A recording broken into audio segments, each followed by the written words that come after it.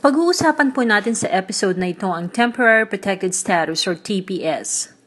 Ang ating pamahalaan ay nag-request ng TPS designation sa US government dahil sa matinding pinsala ng Typhoon Haiyan sa Pilipinas noong November 8, 2013. Mahigit 6,000 na ang namatay at milyon-milyon ang naapektuhan.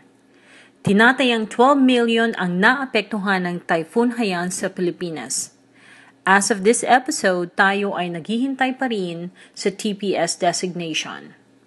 First, let me introduce myself to you. My name is Elaine Carr. I am an immigration attorney. I am licensed to practice law in New York and the Philippines.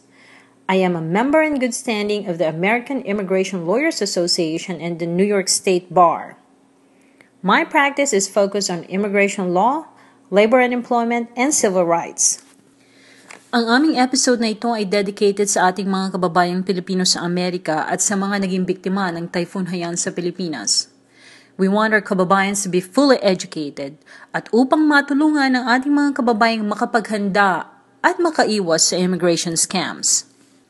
TPS is granted to nationals of TPS designated country to allow them to stay in the US and work until they can safely return home. However, it does not lead to permanent resident status. Anong mga bansa ang nabigyan ng TPS designation ng Amerika? Marami pong bansa na ang nabigyan ng TPS designation dahil sa iba't ibang dahilan. Sa kasalukuyan, ang mga bansang ito ay El Salvador, Haiti, Honduras, Nicaragua, Somalia, Sudan, South Sudan, at Syria. Ano ang mga requirements para ma-qualify sa TPS? Ang general eligibility requirements ay mga sumusunod. Number 1, dapat ikaw ay national ng bansa na bigyan ng TPS o kung ikaw ay walang nationality, ikaw ay huling nanirahan sa bansang ito.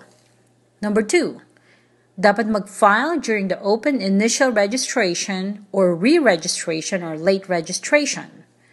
Number 3, continuous physical presence sa Amerika mula ng petsa ng designation. And number 4, dapat tuloy-tuloy ang paninirahan sa Amerika. Paano makatutulong ang TPS sa mga Pilipino sa Amerika? Number 1, ang TPS ay nagbibigay ng employment authorization from 6 to 18 months at maaari itong i-renew.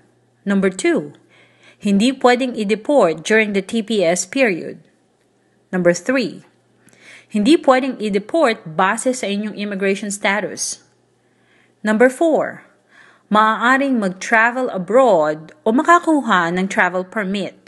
If Philippines is designated TPS, ang mga Pilipino bang walang status or out of status ay pwedeng mag-apply? Generally, yes, ang mga Pilipinong out of status ay pwedeng mag-apply subject to conditions of the TPS. Sino-sino ang hindi qualified for TPS? Generally, hindi qualified ang may felony or 2 or more misdemeanors.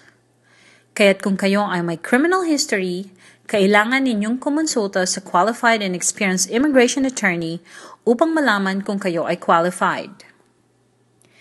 May mga waivers na available para sa mga problemang ganito. Alamin ang tamang impormasyon mula sa qualified and experienced immigration lawyers. Ano ang kailangang ihanda kung sakaling ang TPS ay maaprubahan? Anong mga ebidensya ang kailangan? Number 1, identity and nationality evidence. Mga ebidensya nagpapatunay na ikaw ay national ng bansang nakatanggap ng TPS designation, katulad ng birth certificate, passport, certificate of naturalization, or national ID card. Number 2, date of entry evidence. Mga ebidensya na nagpapatunay ng petsa ng inyong pagdating sa Amerika, katulad ng passport o I-94.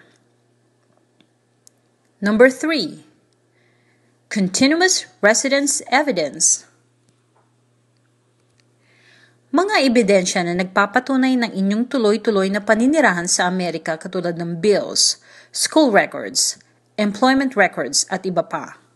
Mga puntos na dapat tandaan.